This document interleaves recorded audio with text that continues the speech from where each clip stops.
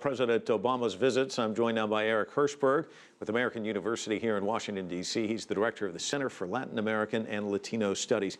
Why don't we start with President Obama? It's often the case in the second term, presidents don't want to have to deal with a recalcitrant Congress. The best way to make your signature is on the foreign stage. Clearly with Cuba, he's done that this trip. What does it do for his legacy, do you think? Well, I think that he's trying to do this in Cuba, and I think also the trip to Argentina is also an important gesture, trying to establish a legacy of having substantially strengthened the United States standing in Latin America.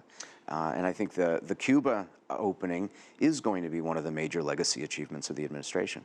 In the Cuba opening, though, he can only go so far. I mean, there's been a lot of people who say he's not going to nominate an ambassador because that's going to fall flat with the Republican Senate. Does this really help advance the ball down the field? Well, it very much does. I mean, and the embassy is operating as an embassy with an ambassador, even though the chief diplomat has not been confirmed. There is a real difference now with a functioning embassy than there was when it was only an interest section, which is what both countries had prior to the effort to reestablish diplomatic relations. A lot has been done in the 15 months since the announcement by the two presidents. Economic transactions between the countries are much easier.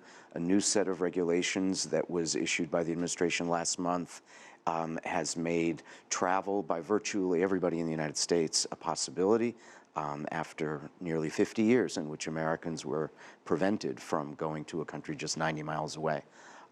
So there is a lot that's happening, and I think that it's become clear that as the process of engaging Cuba advances, it will become politically impossible for President Obama's successor to contemplate reversing the policy. There's simply too strong a range of stakeholders who are invested in this now. When it comes to Argentina, before the trip, he ripped Macri's predecessor, Cristina Fernandez de Kirchner, describing her as anti-American.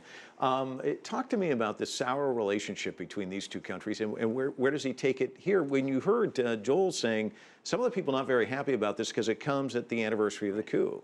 Well, I think that it's actually an opportunity for the president that he's there on the 40th anniversary of the coup, because I think that he can make clear the United States' commitment to accountability for that period. And actually one of the few areas in which there was a convergence, I think it's fair to say, with the Kirchner administration was in that administration's very active commemoration of human rights abuses. And it's telling that the president is going to Memory Park, as your reporter was indicating.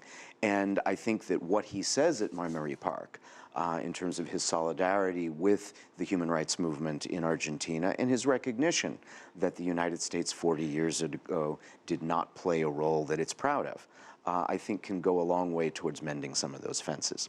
And I think also the fact that he and President Macri are much more in sync on a range of primarily economic issues, but also rhetorical issues. Macri is not going to try to score cheap political points as his predecessor would.